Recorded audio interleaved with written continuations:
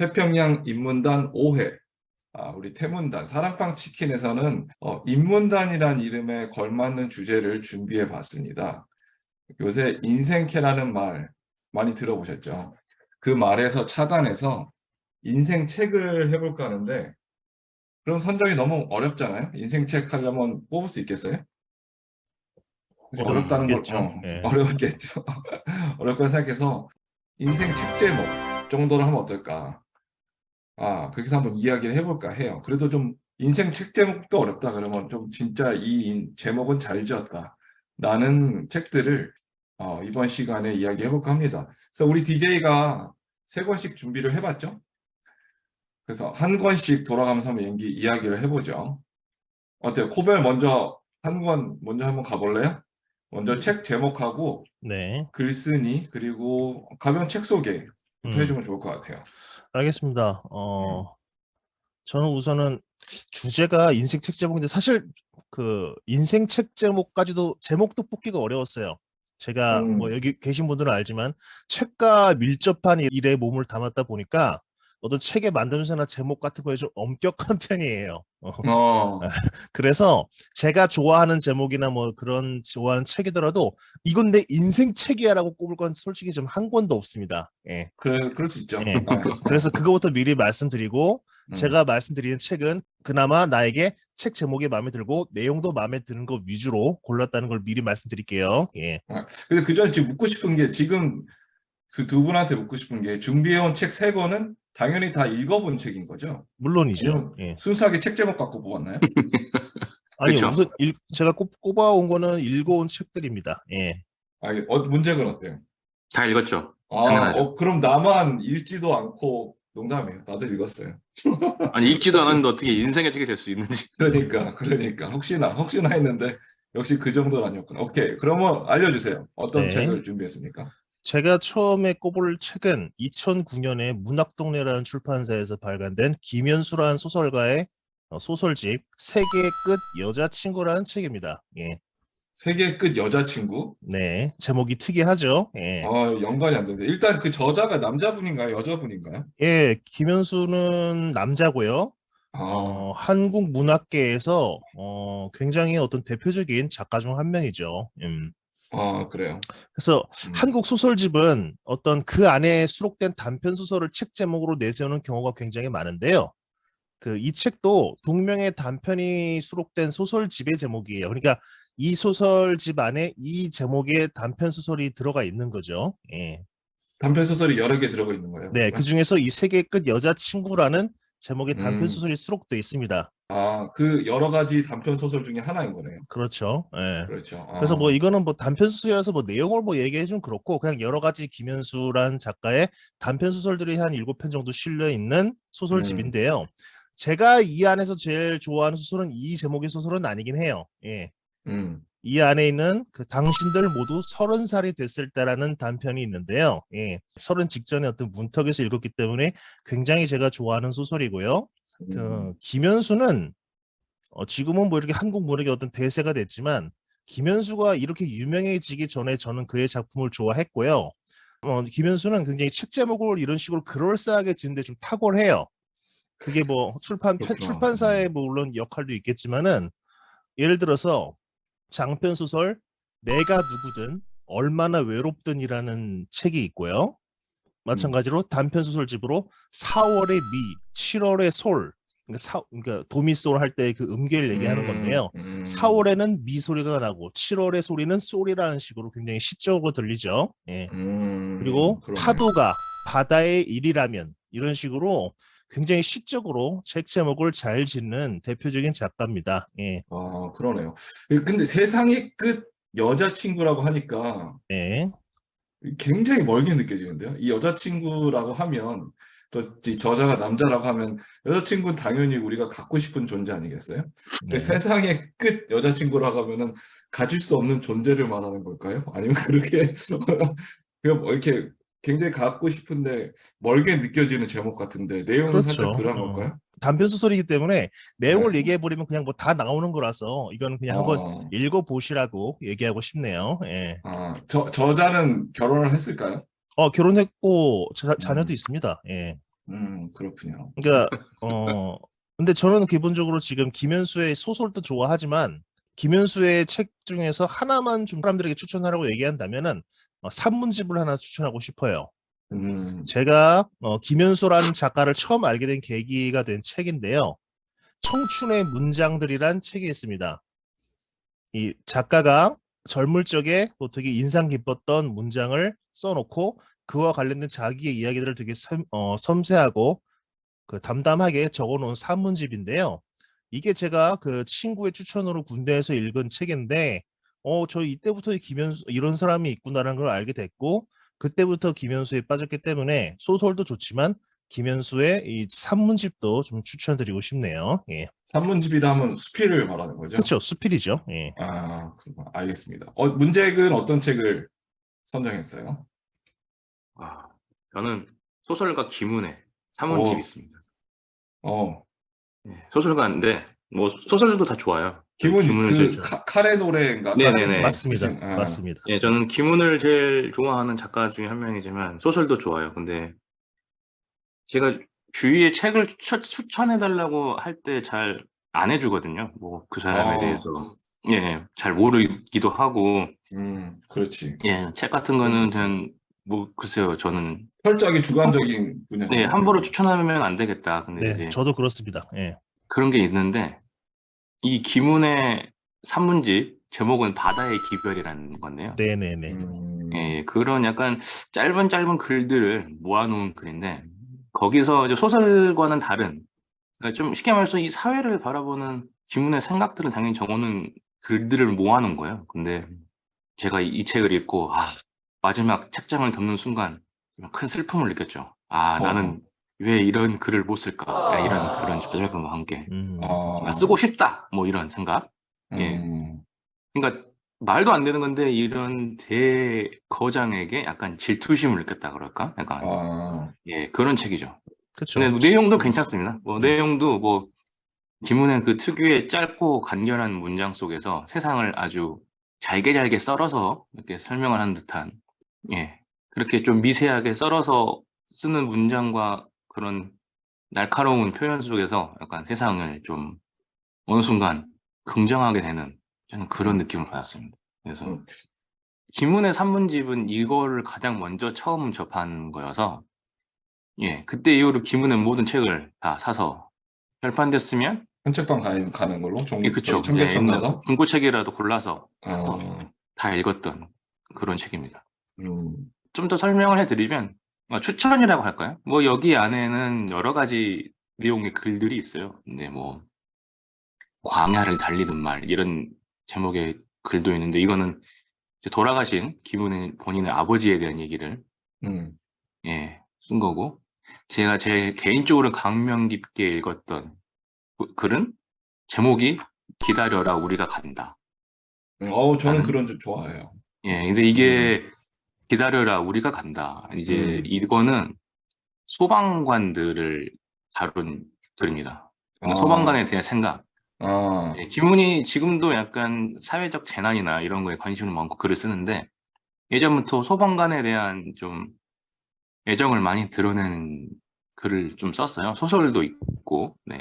또 본인이 그 소방대원 의무 소방을 그렇죠. 했기 때문에 또 아무래도 감정이입이나 공감되는 부분이 엄청 많을 거 아니에요? 그렇죠. 이게 그런 것도 좀 강하게 작용한 건데, 저는 이 글을 꼭 읽어보셨으면 좋겠습니다. 기다려라 우리가 간다.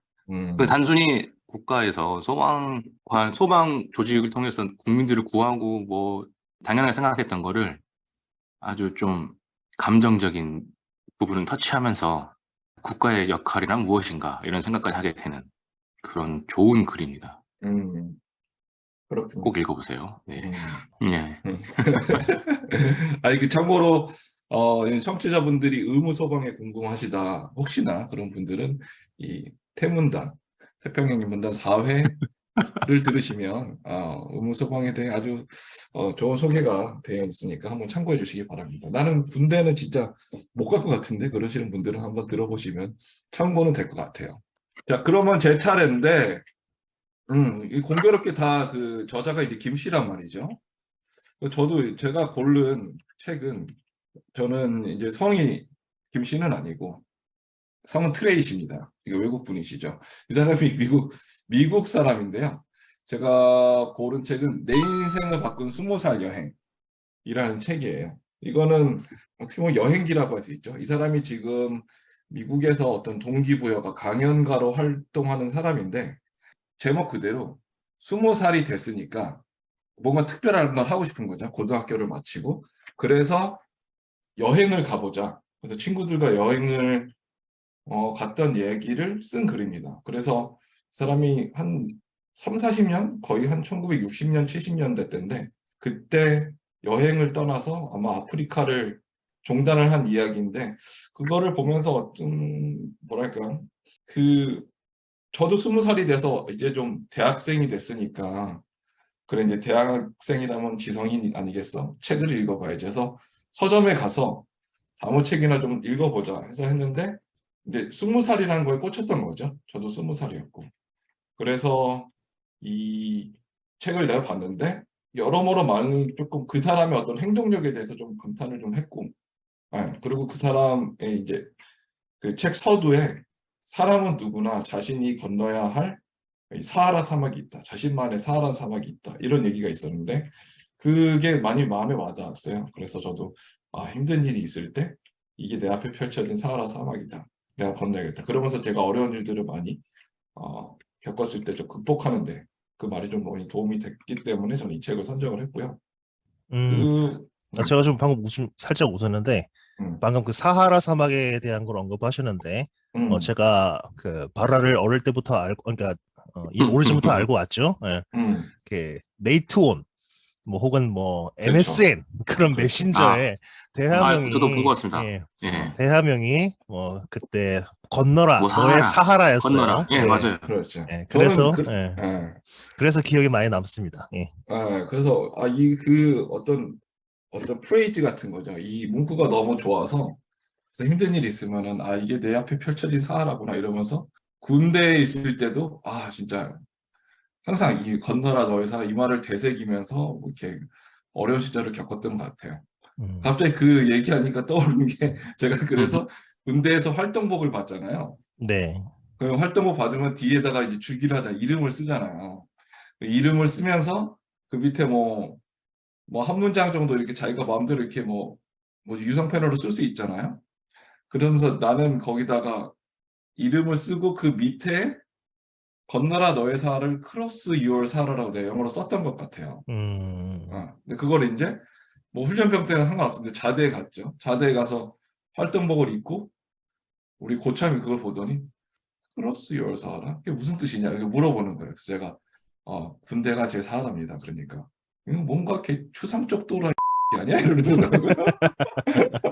음. 그래서 아무튼 그것 때문에 조금 더 힘든 시간을 외래 가졌었던 아하.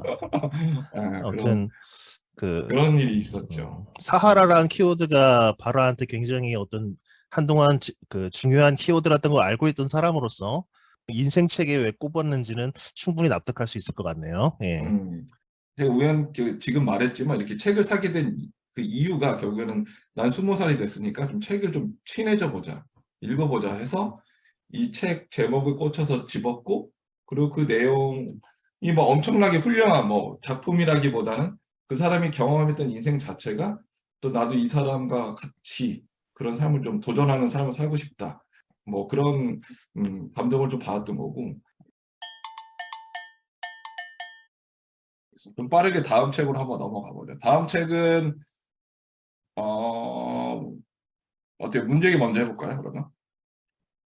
네. 이거는 저희 이 태평양 인문단에 아주 걸맞는 책인 것 같습니다. 기대가 네. 되네요. 예. 저는 이건 정말 제목만 보고 그냥 샀거든요. 난 진짜. 자기 개발 이런 그런 책 같은 거 되게 싫어하는데 그런 건가요? 저 아주 혐오하죠. 근데 이게 일단 책 제목이 개소리에 대하여. 뭔 개소리야! 들어본 적이 네. 있습니다. 예. 다 아시죠? 이 책은 저자가 궁금해지는데.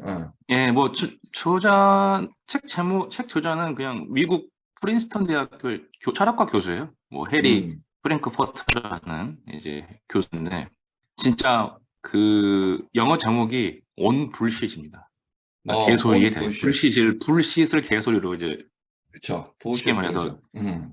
네, 그거를 이제 번역을 한 건데 한마디로 이제 개소리하고 거짓말은 다르다. 약간 이런 철학적인 고찰을 한 책입니다. 근데 이게 왜 뭔가 좀 뭐 이렇게 이 책을 꺼냈느냐? 뭐 저희가 살면서 거짓말하면 무슨 개소리 하지 마 이런 식으로 얘기하잖아요. 말도 안 되는 얘기를 하면. 근데 그렇죠. 약간 좀 그런 언어적인 상대방의 발언에 대한 그런 민감한 그 통찰력을 줄 수 있는 뭐 우리가 일상생활에서 흔히 말하는 개소리와 거짓말을 구분하며 살지는 않지만 철학적인 통찰력, 언어에 대한 철학적인 통찰력을 줄 수 있는 아주 중요한 책이, 재미있는 책입니다. 이거 재밌습니다, 이거. 그 어렵지 않아요. 개소리와 이 거짓말은 좀 다르다라는 그런 예. 내용이 좀 담겨져 있는 거예요. 그렇죠. 그런. 개소리하고 거짓말의 큰 차이는 일단 거짓말은 그렇지. 거짓말을 하는 사람은 상대 이 거짓말이라는 거 알고 있어요. 음, 그러니까 어떤 의도를 가지고, 그러니까 진실을 알고 있다는 소리죠. 그러니까 이건 거짓말인 줄 알아. 진실은 이거야. 하지만 어떤 모, 정치적이든 모를 때도 있잖아요. 이 거짓말 속을 수도 있는 거잖아요. 아니 말을 바라는 말을 사람이 하는 사람이 예. 알고 그러니까 있죠. 예. 이 거짓말을 한다는 거는 거짓말이 아니라는 걸 알고 그러니까 진실을 알고 거짓말을 한다는 거죠. 근데 개소리는 진실 따윈 상관하지 않는다. 그냥 음, 막 시끄린다. 음, 이제 그거를 개소리라고 하는 거라고 정의를 하더라고요. 뭔 개소리야! 그러니까 음, 개소리는 내 말이 진짜면 거짓말이면 어떡하지? 나는 이런 게 아니라 그냥 단순히 어떤 정치적인 목적이나 개인적인 어떤 목적을 위해서 그냥 막 내비치는 거죠. 그러니까 불시의 끝에 SHIT는 저희가 생각하는 그건데 한마디로 그거란 소리예요. 막 싸대는 거죠. 같다는 음. 거죠. 예, 예. 예. 그러니까 입으로 그거 배설 작업을 하는 거예요. 그게 개소리다. 근데 그 거짓말이 사실 어떻게 보면은 거짓말하는 이유가 어떤 목적을 달성하기 위해서 네, 상대방을 속이게 하려고 거짓말을 하는 거잖아요. 네. 그러니까 거짓인 줄 알면서 상대방을 믿게 하려고 속이는 거죠. 그죠, 속이는 거죠. 그러니까 네, 진실을 거짓말은 안다는 거죠. 네, 진실은 아니지만 그 안에 일종의 어떤 속이기 위한 논리성은 들어가 있잖아요. 어떻게 보면은 듣는 그렇죠. 사람으로 하여서 네, 논리적으로 그럴 수 할수 있네. 그럴 수 있죠. 그러니까 속아 넘어가는 거잖아요. 근데 네, 불신 개소리는 이게 그 논리에 가깝다기보다 그냥 마음에 나오는 소리를 그냥 팍 싸는 거 아닙니까? 그 사실상 그죠? 그럴 수도 있죠. 개소리 그러니까 근데 듣는 사람으로 하여금 뭐 개소리야 이렇게라고 나를 반응이 나오는 거잖아요. 뭔 개소리야! 우리가 일상생활에서 거짓말을 하면 상대방이 무슨 개소리야 이런 식으로 하는 경우도 있잖아요. 그렇게 되죠, 이제 그렇죠. 청자는 제외하고 일단은 뭐 말하는 사람을 기준해서 음, 이것이 진실인 아닌 걸 알면서도 말을 하면 거짓말이고 음, 진실이든 아니든 난 몰라 모르는 거예요. 근데 그냥 내뱉고 보는 거죠. 그게 그렇지. 개소리다. 예. 음, 근데 그래서 결과적 이걸 정치권으로 하면은 약간 좀 쉽게 이해가 되죠. 우리 정치인들이 막 이게 의혹이 있으니까 무조건 막 던지고 보는 게 개소리인 거고 진실 여부는 관심이 없어요. 뭐 어떤 음, 상대방에 대해서 어떤 의혹이 막 지금 나오고 있는데 이게 진짜인지 아닌지 뭐 아직 법적으로든 팩트가 가르지 않았어요. 근데 어떤 정치적인 목적을 위해서 막 내뱉는 거죠. 뭐 이것 때문에 그런 거 아니냐, 뭐 때문에 그런 거 아니냐, 이 의혹을 막 던지는 거예요. 그게 개소리인 거죠. 음, 근데 거짓말은 저 사람이 결백하다는 걸 알고 있어. 하지만 나의 정치적 목적을 위해서 말을 하는 거죠. 그래서 이게 다 음, 깨요. 이런 식으로. 이런 생각을 이 책을 통해서 하게 되니까 이게 좀 머리가 번쩍 트이는 그런 통찰력을 음, 제시해주는 책입니다. 이 개소리가 딱 정치와 연결되었을 때 네, 파괴력이 굉장히 클 거라는 생각이 갑자기 들긴 그렇죠, 하네요. 그렇죠. 네. 정치적으로 연결됐을 때. 그래서 음, 약간 이 책에 그런 내용이 나옵니다. 우리가 흔히 보통 말할 때 뼈를 깎는 고통이었다 뭐 이런 식으로 얘기를 하잖아요. 그렇죠. 예, 근데 이건 약간 그 키에르케고르인가요? 약간 그런 철학자를 약간 가지고 온 건데 그걸 보고 쉽게 말해서 개소리라는 거예요. 왜? 뼈를 깎는 고통을 느껴본 적이 없잖아요, 저희는 진짜로. 음, 그렇죠. 근데 엄청 아프다. 뭐 그런 거를 이제 표현하기 위해 쓴 표현한 건데 거지. 이제 근데 이게 개소리라는 거죠. 왜? 뼈를 깎는 고통을 모르는데 진실을 알 수가 없는데 뼈를 깎는 고통이 안 아플 수 있잖아요. 약간 쉽게 말하면. 아플 것 근데 같은데요? 진짜 뼈를 깎는 고통이었어. 그만큼 아팠어. 이렇게 말하는 건 개소리다. 아플 것 같은데요? 그래서 예, 약간 좀 실제로 일상생활 그렇게 말하면은 이제 또라이 소리 듣는데 약간 좀 형님 그래도 이제 이걸 바탕으로 이러이러한 좀 깊이 있는 인문학적인 사고를 할 수 있는 책입니다. 음, 아무튼 개소리에 대하여 음. 얇아요. 정말 얇아요. 1cm도 안 됩니다. 책이 두께가. 아, 네. 가격은 얼마죠? 나는 가격이 중요해. 가격은 따로 서점에서 검색을 하면 한 만 나오긴 원 넘은 것 나옵니다. 같은데? 10,000원까지는 10,000원도 넘었던 것 같은데 네, 아무튼 음, 전 이 책을 추천하겠습니다. 이것도. 그거를 이렇게 딱 길거리에서 딱 책을 딱 펴서 읽었을 때 다른 사람, 아니, 잘 안 보여요. 네. 그게 좀 어, 아쉽긴 한데, 너무 손바닥만 작습니다, 이게. 아, 그렇구나. 예, 예. 어, 가볍게 읽기에는 괜찮을 것 같네요, 또. 별로. 그렇죠. 음, 오케이, 좋고, 그러면은, 코벨은 어때요? 두 번째 책 어떤 거 있을까요? 네. 저는 그 2019년에 창비에서 발행된 책이고요. 선량한 차별주의자란 책을 꼽았습니다. 예. 선량한 차별주의자. 예, 제목이 뭔가 좀 어울리지 음, 않죠. 차별주의자가 그렇죠. 선량하다니 뭔가 좀 어울리지 않는 조합이죠. 예. 장르도 궁금한데요, 이게. 사회과학 서적이고요. 음, 김지혜라는 어떤 소수자, 인권, 차별 문제에 대한 그 문제를 연구하는 연구자의 책입니다. 간단히 그렇구나. 말씀드리자면 이 책은 평범한 일상을 사는 우리 모두가 나도 모르게 차별주의자일 수도 있다는 내용을 담고 있어요. 음, 그렇죠. 네, 그럴 겉으로 수 있죠. 보기엔 아주 음, 합리적이고 음, 온건하고 착한 사람도 자기 자신도 모르는 사이에 어떤 차별이나 편견, 혐오의 논리를 내면화하고 이를 저지를 수 있다는 어떤 그 내용을 담고 있는 책인데요. 이런 겁니다. 뭐 큰 차별엔 굉장히 분노하면서 작은 차별은 무시하고 다수에게 유리한 차별은 합리적인 차별이라고 하거나 나에게 불리한 차별은 분노하지만 남에게 불리하고 나에게 유리한 차별은 무시하는 등 차별을 하는 사람들이 악한이 아니라 우리 주위에 평범하고 선량한 사람들일 수 있다는 것을 말하고 있고 그걸 경계해야 된다고 말하고 있는 책인데요.